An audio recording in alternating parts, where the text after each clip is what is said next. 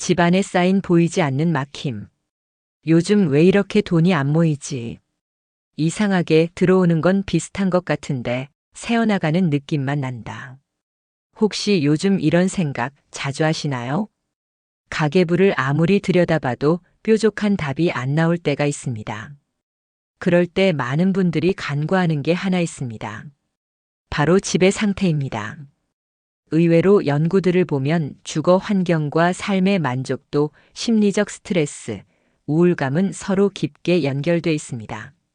집이 어지럽고 물건이 쌓여 있을수록 마음은 더 피로해지고 스트레스와 우울감이 올라가며 이게 결국 소비 습관, 충동 구매, 미래에 대한 불안으로 이어져 경제적인 여유까지 갉아먹는 경우가 많다고 합니다. 그래서 오늘은 조금 다른 시선으로 이야기해 보려 합니다. 집에 이것 때문에 돈줄이 막힌다. 아까워도 버려라.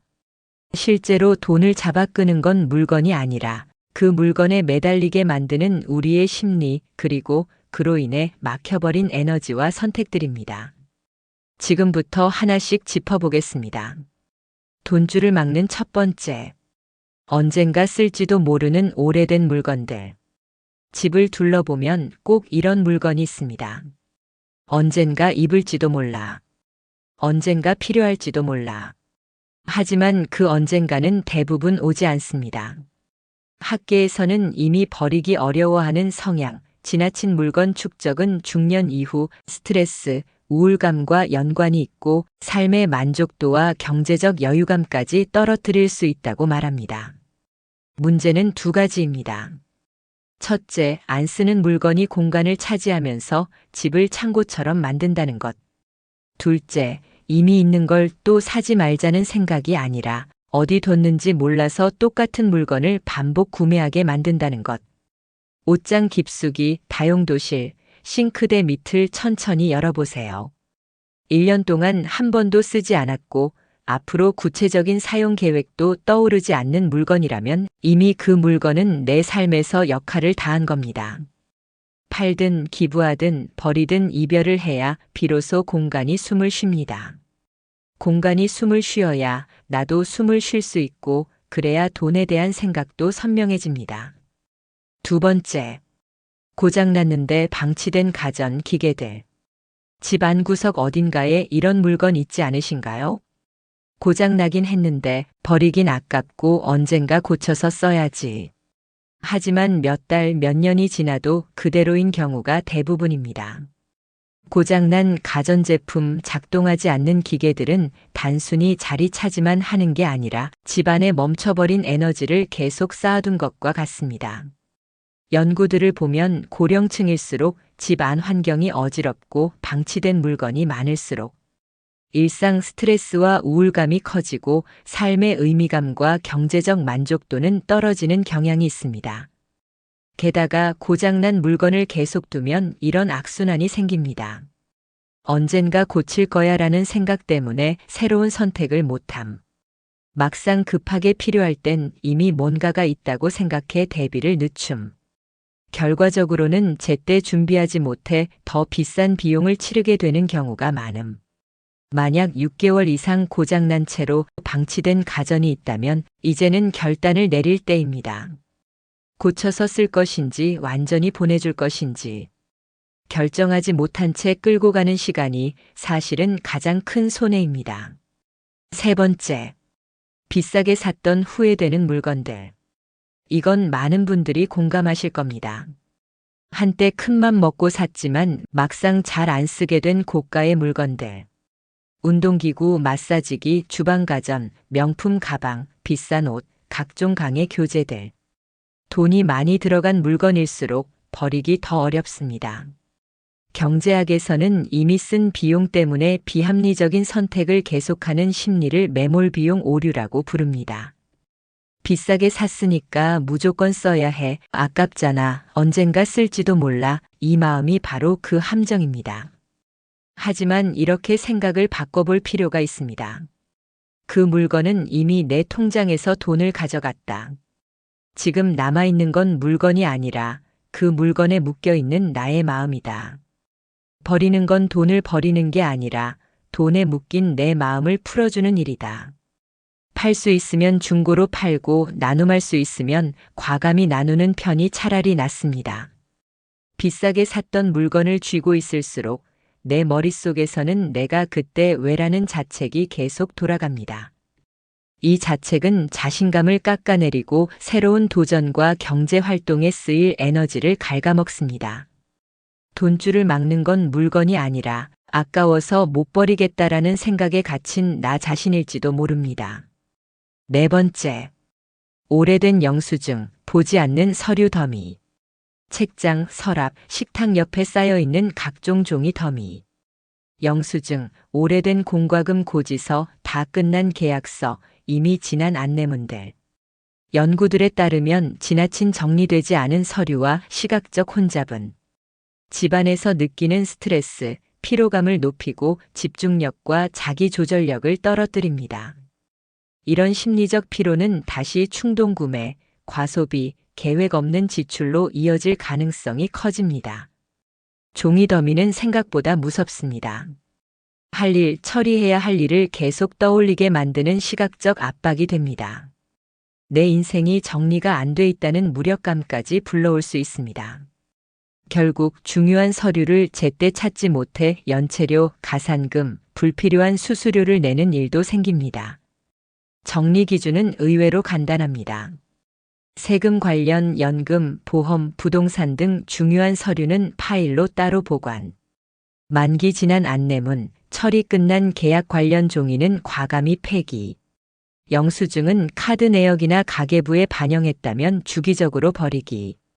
종이만 치워도 머리가 맑아진다는 말 해본 사람은 압니다. 머리가 맑아지면 돈에 대한 생각과 선택도 더 선명해집니다.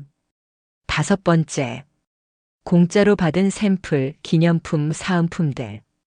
공짜라니까 챙겨두긴 했는데 욕실, 주방, 서랍 속에 이런 물건들 참 많습니다.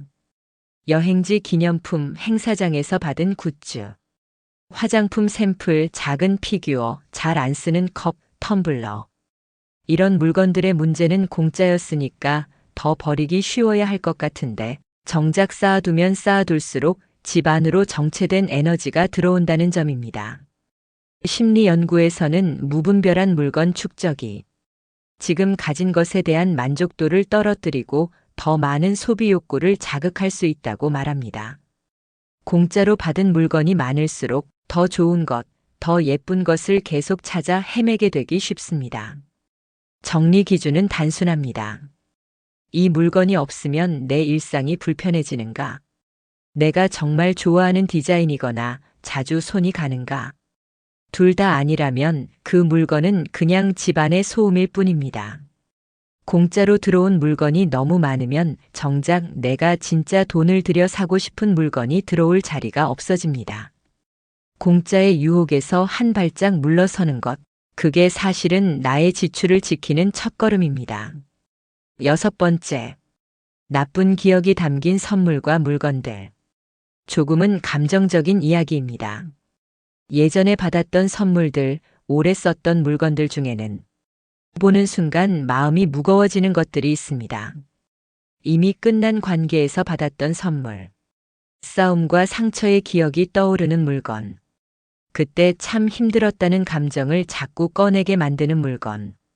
이런 물건들이 집안에 많을수록 무의식적으로 과거에 머무르게 되고 현재와 미래를 향한 에너지는 줄어듭니다. 연구에서도 부정적인 기억과 연결된 환경은 스트레스를 높이고 우울감과 무력감을 키운다고 합니다. 돈은 미래를 향한 에너지입니다. 과거의 상처에 계속 발목이 잡혀 있으면 새로운 기회가 와도 내가 뭘 해야 하며 스스로 물러서게 됩니다. 누군가를 미워해서 버리는 게 아니라 이제는 그 시절의 나를 떠나보내기 위해 버리는 것입니다. 이 물건과 함께 그때의 나를 잘 보내줄게.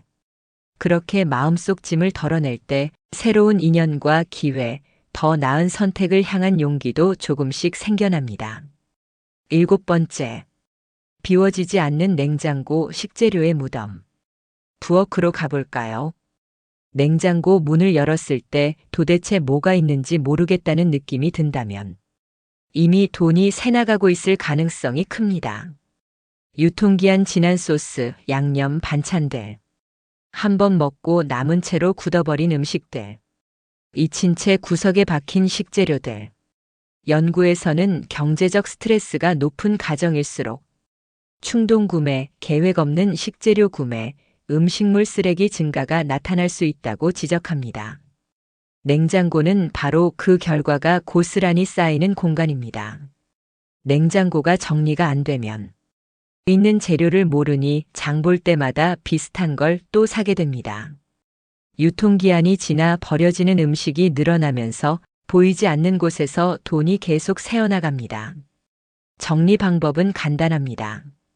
한 번에 다 하려 하지 말고 문 선반 한 줄, 야채 칸 하나씩만 정리하기. 유통기한이 임박한 것부터 이번 주 식단에 일부러 끼워 넣기. 이건 내가 앞으로 다시 사 먹을 것인가 기준으로 쓰지 않을 재료는 과감히 줄이기. 냉장고만 열었는데도 괜히 마음이 지친다는 느낌이 든다면 그건 이미 돈 줄 뿐 아니라 마음의 줄도 함께 막혀 있다는 신호입니다. 8번째. 쓰지도 않는 취미용 장비와 책들. 한때 열정을 쏟았던 취미들. 골프채, 등산 장비, 미술 도구, 악기, 각종 자격증 책과 강의 교재들. 처음에는 나를 성장시키고 행복하게 해줄 거라고 믿었지만 지금은 먼지만 쌓여 있는 경우도 많습니다. 문제는 이 물건들이 우리에게 계속 이런 메시지를 보내고 있다는 것입니다. 너는 이것도 끝까지 못했어. 넌 시작만 하고 마는 사람이야. 연구를 보면 중년 이후 경제적 어려움과 우울감, 삶의 의미감 저하는 자기 효능감과 밀접한 관련이 있습니다. 나는 해낼 수 있다는 감각이 줄어들수록 경제 활동과 미래에 대한 의지도 함께 떨어집니다. 버릴지 말지 고민될 때는 이렇게 물어보면 좋습니다. 이 취미를 지금 이 나이에 다시 시작할 현실적인 가능성이 있는가? 아니라면 이 물건이 다른 사람에게 더 잘 쓰일 수는 없을까? 중고로 팔거나 나눔을 하거나 학원 도서관에 기증할 수 있다면 그게 오히려 이 물건이 가진 역할을 다하게 해주는 길일지도 모릅니다. 그렇게 비워낸 자리에 지금의 나에게 더 잘 맞는 새로운 취미와 배움이 들어올 수 있습니다. 집을 비우면 돈에 대한 생각이 달라진다. 여기까지 들으시면서 이런 생각이 드실 수 있습니다. 물건 좀 버린다고 정말 돈줄이 열릴까? 정답은 물건 자체가 아니라 물건을 대하는 나의 태도가 달라지면서 돈에 대한 선택도 달라진다는 데 있습니다. 집을 정리하면 먼저 머리가 정리됩니다. 머리가 정리되면 지출, 수입, 우선순위를 바라보는 눈이 선명해집니다.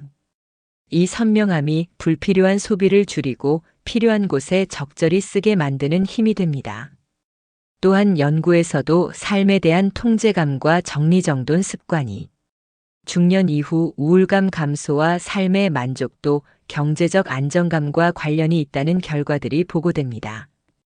집은 현재의 나를 보여주는 거울입니다.